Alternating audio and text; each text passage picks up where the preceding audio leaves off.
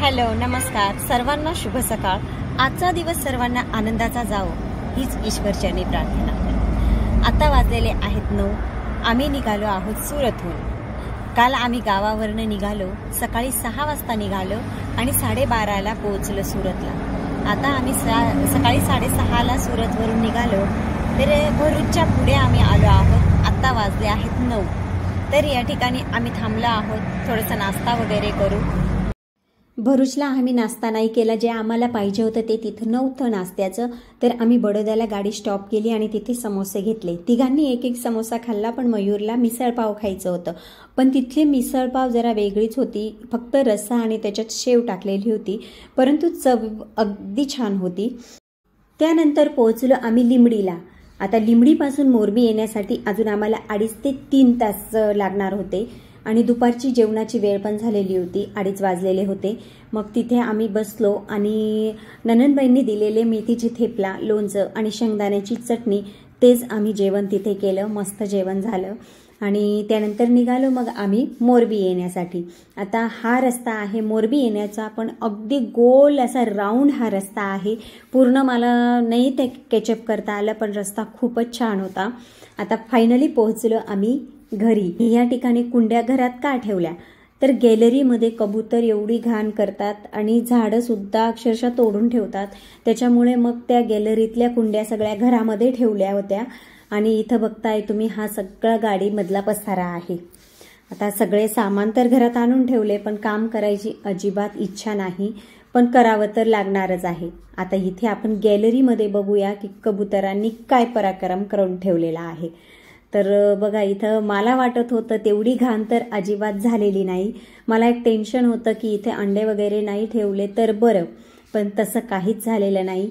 Gallery चांगलीच आहे, परंतु साफसफाई करावीच लागणार आहे। त्यानंतर मी चहा बनवायला घेतली। एवढ्या दूरच्या प्रवासानंतर असं वाटत होतं की थोडीफार चहा कोणी आयती दिली असती तर बरं झालं असतं, परंतु आता आपल्या घरी आल्या आहोत, इथं करणाऱ्या आपण एकट्याच आहोत, म्हणजे स्वतःला सगळं करायचं आहे। तर गावाला गेल्यावर वहिनी सगळी तयारी करून ठेवत असते। गेल्या गेल्या चहा पाणी होतं, लगेच जेवणही तयार करून ठेवलेलं असतं। आता वहिनी माझी खूप प्रेमळ आहे, अगदी आईसारखी जीव लावणारी आहे। तर एवढे जिव्हाळ्याचे लोक आपल्याजवळ आहेत, ह्या गोष्टीचा मला खूप अभिमान वाटतो। आपली माणसं ती आपलीच माणसं असतात। आणि खरी एक गोष्ट हकीकत मी तुम्हाला सांगते, जे आपल्या दुःखामध्ये, आपण ज्यावेळेस अडचणीत असतो, संकटात असतो, अशा वेळी जे पण व्यक्ती असतात ते आपला साथ देतात, तीच खरी आपली जिव्हाळ्याची असतात। बाकी सुखाच्या वेळेत तर सगळी दुनिया आपल्या पाठीशी उभी राहते, आपल्या बरोबर राहते, परंतु दुःखाच्या वेळेस खरंच ज्यांनी आपल्याला साथ दिलेला असतो तीच खरी आपली माणसं असतात। एवढी जीव लावणारी माणसं आपल्या बरोबर आहेत, याचा मला खूप अभिमान आहे। परंतु खंत एका गोष्टीची वाटते की आपण एवढ्या दूर आहोत, कोणीच आमचं एवढ्या दूर यायला करत नाही। आणि मग 6 महिन्यांनी, वर्षभरांनी आम्हीच जाऊन सगळ्यांना भेटत असतो, परंतु आमच्या जाण्याचा सर्वांना एवढा आनंद होत असतो। आई वडील, भाऊ वहिनी, भावाची मुलं सगळी आमची आतुरतेने वाट बघत असतात। आम्ही तिथे जातो त्या वेळेला सगळेजण आमची वाट बघत ओट्यावरच उभे राहिलेले असतात।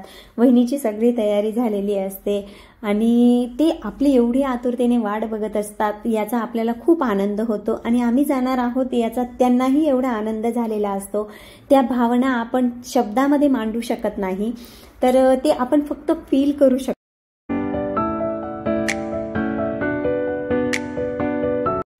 बघा, आता बोलता बोलता इथे माझी चहा पण तयार झालेली आहे। आम्ही चहा घेतो, थोडा वेळ 10-15 मिनिटं आराम करतो, नंतर बाकीच्या कामाला लागतो। प्रवास करून आल्यानंतर थोडीशी चहा घेतल्यावर रिलॅक्स वाटत असतं, थकवा थोडा कमी झाल्यासारखा वाटतो। आता 10-15 मिनिटं आराम केल्यावर काही आमचा पूर्ण थकवा उतरणारे असं नाही, पण थोडंसंच का होईना थोडा आराम मिळेल आणि त्याच्यानंतर फ्रेश मूडमध्ये घरातली बाकीची कामं होतील।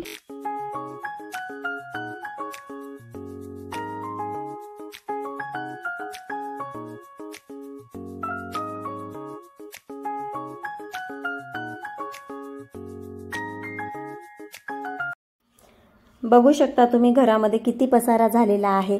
दिसायला तो अगदी कमी जरी दिसत असला तरी सुद्धा आवरायच्या वेळेस फार नाकी दम येत असतो। आता छोट्या छोट्या ज्या वस्तू आहेत त्या उचलून सगळ्या मी सेटीवर ठेवलेल्या आहेत आणि ही बॅग आहे ती मी तिकडच्या रूममध्ये ठेवून देणार आहे, कारण जर घरामध्ये खाली पसारा पडलेला असला तर झाडू सुद्धा काढता येणार नाही आणि त्याच्यामुळे मग हे सगळ्या वस्तू मी एक साईडला लावणार आहे आणि नंतर झाडू काढणार आहे। आता मिस्टर झोपलेले आहेत कारण सकाळपासून ड्रायव्हिंग करून ते पण थकले होते, त्याच्यामुळे मग ते आराम करतायत। तोपर्यंत म्हटले मी हा पसारा आवरून घर वगैरे झाडून घेते।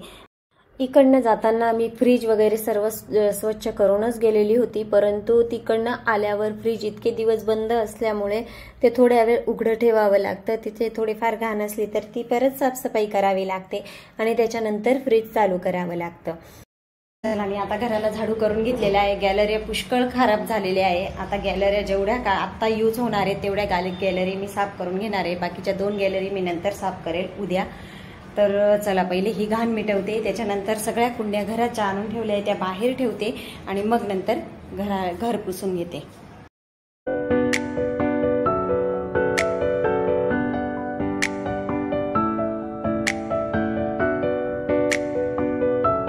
दुपारचे 5-5:30 व्हायला आले आहेत तरी सुद्धा एवढं प्रचंड ऊन आहे, अक्षरशः उन्हाचे चटके लागत आहेत। अजून तर उन्हाळा सुरूच झालेला आहे, माहिती नाही यावर्षी किती कडक उन्हाळा असणार आहे। आता या इथे बघा मी पाईप लावून घेतलेला आहे आणि ह्या ज्या 2 गॅलऱ्या आहेत या दोघी धुवून घेणार आहे, त्याच्यानंतर मग मी तिकडची एक गॅलरी धुणार आहे।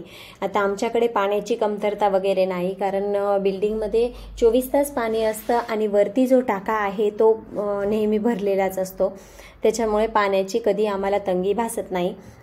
आता इकडच्या बाजूची गॅलरी तुम्ही बघू शकता किती धूळ आणि कबुतरांनी घाण केल्यामुळे किती खराब झालेली आहे। आता हे पहिले पाणी मारून देते, त्याच्यानंतर मग ती व्यवस्थित धुवून घेणार आहे। आता ही गॅलरी धुवून झालेली आहे माझी, तुम्ही बघू शकता। हे बघा इकडं कुंड्या मी रचायला घेतल्या होत्या, तेवढ्यात मिस्टरही उठले होते, त्यांची थोडी मदत घेतली, त्यांनी आतून कुंड्या बाहेर आणून दिल्या आणि मग मी इथे त्या व्यवस्थित रचून घेतल्या। आता झाडे लावायला कुंड्यांमध्ये फुलांची झाडे असो किंवा शोची झाडे असो आपल्याला लावायला छान वाटतं, पण उन्हामुळे ते झाडं माहिती नाही का सुकून जातात आणि एवढे जीव लावून वाढवलेले झाडं सुकल्यानंतर आपलाच जीव बळत असतो, आपल्यालाच व्याकुळ असं वाटत असतं। तर थोड्या दिवसानंतर ते झाडं मला परत सावलीमध्ये ठेवावेच लागणार आहेत। आता अजून ऊन थोडं कमी आहे, मार्च महिना आहे, परंतु मे महिन्यात तर एवढं प्रचंड ऊन असतं, त्यावेळेस हे झाडं मला सगळ्या कुंड्या घरात घ्याव्या लागतील। आता इकडे बघा कुंड्या सगळ्या रचल्या गेलेल्या आहेत आणि हिरवेगार झाडं घरामध्ये असले की आपल्यालाही छान वाटतं, मन प्रसन्न राहतं। हे बघा किती छान दिसत आहेत। आता त्याच्यानंतर तिकडचं सगळं काम आवरल्यानंतर मी आली आहे किचनमध्ये। आता जे खाण्यापिण्याच्या आमच्या ज्या वस्तू होत्या त्या सगळ्या वरच्यावर पिशवींमध्येच होत्या, तर पिशव्या आता रिकामा करते। थोडेफार जे भांडे निघालेले आहेत ते मी आत्ताच धुवून घेते, म्हणजे संध्याकाळी जास्ती भांडी होणार नाहीत। आणि हेच जर भांडी का आवरून ठेवली तर जेवणाची भांडी आहेत, स्वयंपाकाची आहेत, परत आत्ताची आहेत, मग तो एवढा भला मोठा ढीग होईल। त्याच्यापेक्षा जेव्हाची कामं तेव्हाच केलेली बरी असतात। आता इथे थोडेफार जे भांडे होते, आमचे चहा पाण्याचे भांडे होते, प्रवासामध्ये आम्ही बरोबर घेतलेले होते ते भांडे होते, ते सगळे मी आत्ताच आवरून घेतलेले आहेत। आणि हे फ्रूट जे आहे आम्ही उन्हाळून घेतलेले होते, त्याच्यातून एक फ्रूट खराब झालं आणि एक माझ्या नंदेच्या घरी टाकून आली। हे 2 फ्रूट चांगले आहेत, तर मयूरने ते कापले, त्याच्यात तिखट मीठ टाकलं आणि मग ते त्याने खाल्ले। अगदी भारी लागत होते हे खायला। हॉल इथं एकदम खराब झालेला होता, त्या कुंड्या ठेवलेल्या होत्या, त्याच्यामुळे त्यात तिथं पाण्याचे डाग पण खूप पडलेले होते।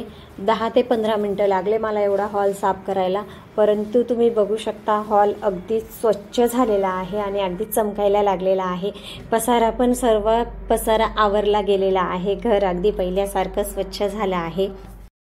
आता हे फ्रूट घेऊन मी गेले होते 4थ्या फ्लोअरला माझ्या मैत्रिणीकडे, तिला फ्रूट दिले, बसले मी तिथे थोड्या वेळ, गप्पा टप्पा केल्या, 10-15 मिनटं बसले, तिने चहा वगैरे बनवली आणि नंतर आली मी घरी परत। तोपर्यंत झालेली होती स्वयंपाकाची वेळ, दिवाबत्ती केली आणि मग मी लागली स्वयंपाकाला। प्रवासाने दमल्यामुळे आणि घरातही पुष्कळ काम आवरलं तिथून आल्यानंतर, त्यामुळे अगदी थकवा आलेला होता, तर मी स्वयंपाक संध्याकाळचा दुसरं काहीच न करता फक्त मसाले भात केला होता। आता कुकरला शिट्ट्या होऊन तो कुकर थंड होतो तोपर्यंत मी हा जो बाकीचा पसारा आहे तो आवरून घेतला। काही वस्तू फ्रीजमध्ये ठेवायच्या होत्या, काही बाजूला ठेवायच्या होत्या, त्या सगळ्या मी तोपर्यंत आवरून घेतलेल्या आहेत। चला आता मी इथे व्हिडिओचा एंड करते आणि भेटू आपण परत पुढच्या व्हिडिओमध्ये।